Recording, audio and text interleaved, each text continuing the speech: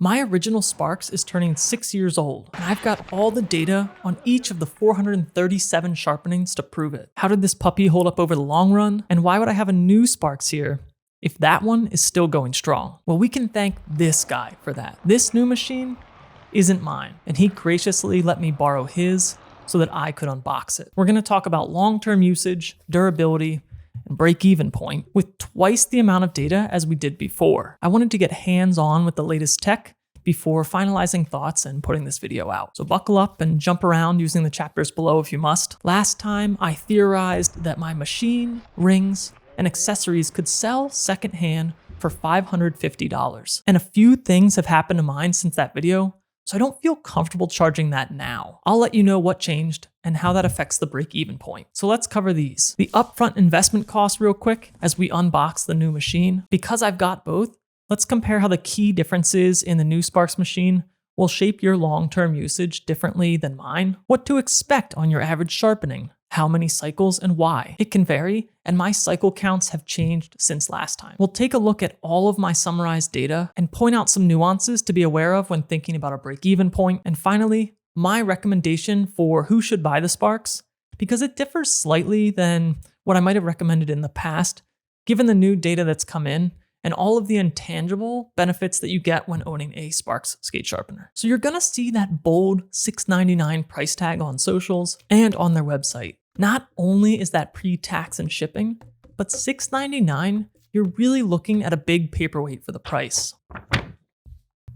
Though notably, many pounds lighter and smaller than the original, which is awesome. And to go from expensive paperweight to sharpener, you have to add at least one grinding ring. How'd my favorite Bladetech runners get in here? I definitely didn't place them in there to show them off, and certainly didn't do it because Bladetech gifted me 2 pairs to use in this video. If we're talking bare bones, I'd probably add the coated steel kit with that first ring. Grinding rings are now $69, up from $49, $59, and $64 in the past. So your $699 quickly starts to look like $799 plus tax and shipping. If you add either the carrying case, the Pro Base, or the edge checker, and the edge checker I think is a must, it's really hard to get out of there for less than around 1,000 USD. When you think of Sparx, you should think $999, not $699. And if you're really hankering for most of everything you see here together, then you start getting close to that $1,200 plus price, in line with the Pro bundle. Now, before we even look at break-even point or long-term cost, there are a lot of new features on this machine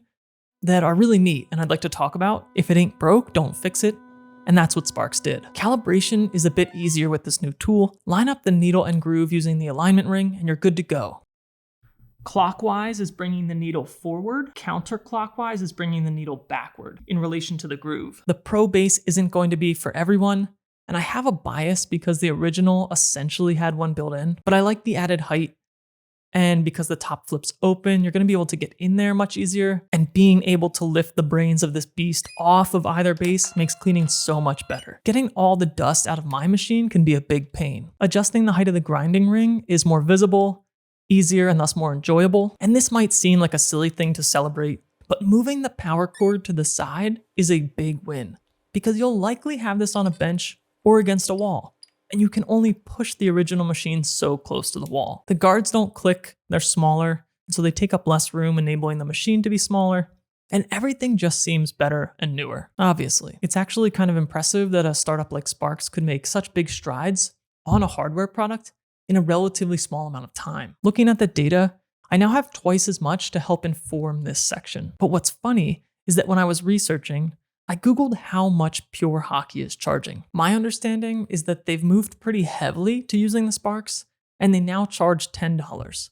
2 new developments since we took a look at the data in my last video. I found a blog by Jack Thomas, and he references my video, which was cool to see. He has some nice break-even point graphs and explanations, so I'll focus less on traditional break-even and more on cycle count and cost data that I've collected. Keep in mind that I'm only one user, and I've faked being a multi-skater household over the entire life of this original machine. A few years in, at the time of my previous video, I had spent a total of $1,670. That's a lot, but keep in mind, there are accessories in there, and more filters, and rings because I was sharpening for others. The total has since jumped, as you might imagine, to $2,065. Also of note, while my machine is almost 6 years old, and I've skated pretty consistently 2 to 4 times a week over that whole duration, there were a few short gaps, namely at the start of 2020 for COVID, but also for a short period of time when I separated my shoulder,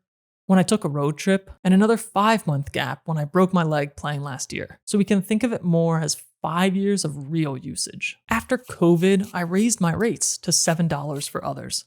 And looking back now, I think $10 or even $12 probably would have made more sense. Fewer teammates would have been interested, but I spent a lot of time sharpening for others. Doing half the volume at a higher price would have been more preferable looking back. We'll see in a second that the cycle count data for skates that weren't my own is much higher. In total, I've collected $1,365 for 250 sharpenings for others, charging an average price of $5.46. That leaves my total monetary cost for my own sharpenings over the last years at $700. And for 187 personal sharpenings, that's $3.47 per. Not bad. And this drops much further if I can manage to sell the machine or if it keeps kicking for a lot longer. Now, looking at the average cycles per sharpening gets interesting when you separate my sharpenings from the sharpenings I did for others. Up through the last video, I was running an average of 2.48 cycles for me, 4.94 for others. Now those numbers look like 2.76 for me and 6.43 for others, and a total average of 4.86 cycles over the 2,125 total cycles that I've run for everybody. And to be clear, that's 4.86 cycles for each of the 2 runners that make up a pair. Sparx likes to say 2 to 3 cycles per sharpening, and I found that they're pretty spot on with that. The 60 sharpenings listed on the box, that's real if you're in this range. But again, set your expectations to 50. When you get the machine, your behavior changes to sharpening more often, and you take off less steel than you would have otherwise bringing your skates to the shop. 2 passes works pretty well for me if I'm sharpening frequently.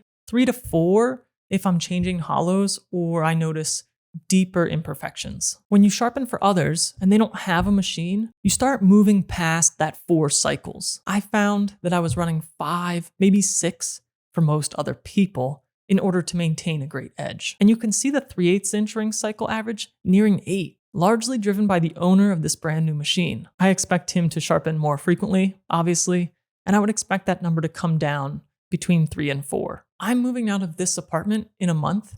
My machine is getting up there in age, and I don't expect to play as much hockey as I have been for the rest of 2023. I'm going to attempt to sell the machine so that I don't have to move with it or store it. Now, last time, I guessed that I could maybe sell it for $550. This time, I'm thinking more like $350. Let me explain. I have 6 rings that are partially used, and if I conservatively count only the full bars left on each, and I were able to condense them, it's as if I have 3.22 rings. We'll call that unused inventory, and conservatively again, even though the face value is $225, let's say that I can get 60% of that, and 60% of the price of the edge checker, and 60% of the price of the blade holder. Those seem like nice discounts that anybody considering a Sparx might be excited to jump on. So let's say about $242 total for those items. Now the sharpener, I'm saying about $100 at this point, and I've got 2 reasons why I say that. Number 1, the original sharpener wasn't completely compatible with the newest grinding rings. In fact, Sparx recently had to issue a firmware update in order to maintain compatibility. They literally shipped me a hardware device. I removed the side panel of the machine at their instruction, plugged it in, and installed the update. Without the update, some of the new rings weren't fully compatible with the machine. I remember getting 1 ring in the mail, popped it in the machine, excited to get back on my 1/2 inch radius of hollow grind, and it just didn't work. This was earlier in 2023, so if this did affect you and your machine, you've likely already been notified, and it wasn't ideal, but kudos to Sparx for figuring out at least some kind of solution. Number 2, I've had a handful of incidences over the last year or 2 where the machine would stop randomly mid-cycle, or if I go to turn the machine on, I'd have to flip the switch twice. These things happen extremely seldomly. It's hard for me to even catch the behavior on camera. They're not that big of a deal in the grand scheme, and we might even expect that for an aging hardware device, but it's not great. and it's tough to know if this behavior will worsen. And if something happens and the machine is technically serviceable, shipping it away for service is going to be pretty cost prohibitive given what it might be worth at this point in its lifespan. At that point, it will probably make sense to get a new machine. That said, I think charging this used machine at $100 is exciting enough for a prospective buyer to toss the dice. Take a gamble with old Yosh. It's working today. Overall, it's working quite well, but there's really no telling when it might die. And I'm not trying to screw anybody over in this sale, particularly somebody that I know and play with. $242 for the rings and accessories, $100 for the machine. And that's how I'm getting to what we'll just round to $350. I feel great about that price because the face value of those rings and accessories is $405 at current prices. Worst case scenario, if I sell this machine and those accessories at that price to someone who's already intent on getting a Sparx and the machine dies immediately, they're still getting a slight deal on buying the things that they probably will want to get anyway when they then go on to get a new one. Best case, it generally stays in good order and keeps kicking for years, in which case they're making out like an absolute bandit. If I can't sell it, I'll box it up and I'll hang on to it for a bit. My recommendation for people is pretty similar to the one that I had last time, depending on which bucket you fall into. Multi-skater household with skaters that will be playing for the foreseeable future, no brainer. Figure out how to incorporate the Sparx into your life. It's gonna save you a ton of time, and at some point, you're gonna break even, and it's gonna pay for itself. Single skater household who doesn't sharpen often and or you don't think of yourself as picky about edges, skip. And then the tricky one is single skater household that does skate a lot. I think that one's a toss-up. I did it, but like I said, I played pretty consistently a lot of hockey over the last 6 years,